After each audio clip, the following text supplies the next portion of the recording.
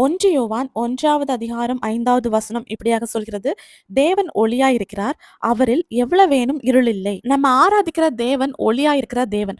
ஒளினாலே என்னன்னா ஒரு பரிசுத்தம். 104வது சங்கீதத்துல பார்க்கும்போது ஆண்டவர் ஒளிய வஸ்திரமாக தரித்திருக்கிறாருங்கிறத நம்மளால பார்க்க முடியுது. ஒளினாலே பரிசுத்தம்னு சொன்னேன் இல்லையா? அவர் நம்ம கிட்ட அந்த பரிசுத்தத்தை எதிர்பார்க்கிறாரு. எந்த மனுஷனையும் பிரகாசிப்பிக்கிற ஒரு மெய்யான ஒளி தான் நம்முடைய ஏசப்பா. நம்ம கிட்ட இருளான அசுத்தமான காரியங்கள் காணப்பட்டுச்சு அப்படின்னா அவர் நமக்குள்ள வாசமா இருக்க மாட்டாரு. நம்ம ஒளியில இருக்கிறோம், பரிசுத்தமா இருக்கிறோம்னு சொல்லிட்டு, நம்ம கூட இருக்கிறவங்கள பகைச்சு, இன்னும் நம்முடைய சகோதரர்கள நம்ம பகைச்சு, நம்ம அப்படிப்பட்ட தீய எண்ணங்களோடு காணப்பட்டோம் அப்படின்னா, நம்ம ஒளியில இல்ல, இருள்ல இருக்கிறோம். இப்படி நம்ம ஆண்டவரோடு இருக்கிறேன், நான் ஒளியில இருக்கிறேன், பரிசுத்தமா இருக்கிறேன்னு சொல்லிட்டு, நம்ம இருளுக்கு அடிமைப்பட்டு, இருளான காரியங்கள் நம்மகிட்ட காணப்பட்டுச்சு அப்படின்னா, நம்ம சத்தியத்தின்படி நடவாமல் பொய் சொல்லுகிறவர்களா இருப்போம்னு சொல்லிட்டு பரிசுத்த வேதாகமம் சொல்லுது.